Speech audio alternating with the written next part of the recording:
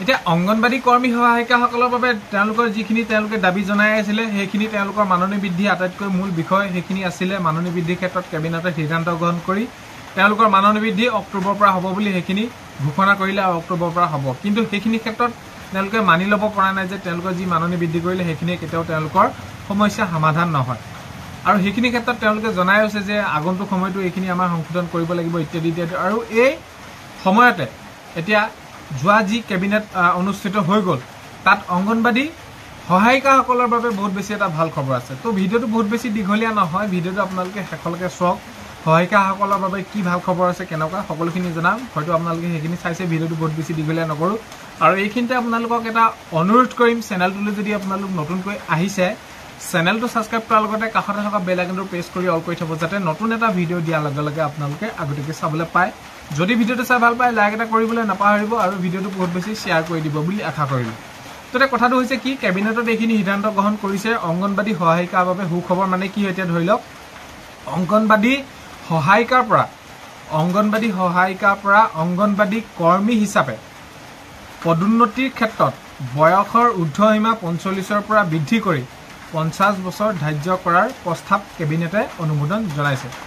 তো এইখিনি অংগনবাড়ী সহায়িকাৰ পৰা অংগনবাড়ী যদি কৰ্মী তেওঁলোকে হিচাপে পদোন্নতি বিচাৰে তেওঁলোকৰ ক্ষেত্ৰত বয়সৰ ঊৰ্ধ্বসীমা কিমান আছিলে ৪৫ৰ পৰা সেইখিনি বৃদ্ধি কৰি ৫০ বছৰ ধাৰ্য কৰাৰ প্ৰস্তাৱ কেবিনেটে অনুমোদন জনাইছে তো এটা এটা বহুত বেছি ভাল খবৰ কিন্তু আটাইতকৈ গুৰুত্বপূৰ্ণ বিষয়টো আছিলে তেওঁলোকৰ মাননি বৃদ্ধি প্ৰসংগটো যিহেতু সেইখিনি উল্লেখ হৈ গ'ল বা অক্টোবৰৰ পৰা তেওঁলোকৰ হ'ব কিন্তু এই মাননি বৃদ্ধিৰ ক্ষেত্ৰত যদি আৰু অলপমান তেওঁলোকৰ বাবে বৃদ্ধি কৰি দিলে হয় তেনেহ'লে সকলোৰে বাবে বহুত বেছি ভাল হ'ল হয় কিয়নো অংগনবাড়ী কৰ্মী সহায়িকাসকলে এতিয়া যিটো প্ৰক্ৰিয়া তেওঁলোকে কষ্টৰ মাজেৰে দিন পাৰ কৰিছে বা তেওঁলোকে যিসমূহ কাম তেওঁলোকে কৰি গৈ আছে আৰু এই যে কণ শিশুসকলক শিশু অৱস্থাৰ পৰা ভৱিষ্যতে সু নাগৰিক হিচাপে গঢ় দিয়াত তেওঁলোকে আগভাগ লৈ আছে তেওঁলোকৰ কৰ্ম বিপৰীতে তেওঁলোকৰ যিটো বৃদ্ধি হ'ব লাগিছিলে সেইটো বৃদ্ধি নাই হোৱা বুলি তেওঁলোকে সেইখিনি দাবী কৰিছে আৰু হয়ো সেইখিনি যদি আমি চাওঁ তেতিয়াহ'লে তেওঁলোকৰ সেইখিনি সমস্যা সমাধান নহয় তথাপিতো এইখিনিৰ মাজতে তেওঁলোকৰ যিহেতু অক্টোবৰৰ পৰা বৃদ্ধি হ'ব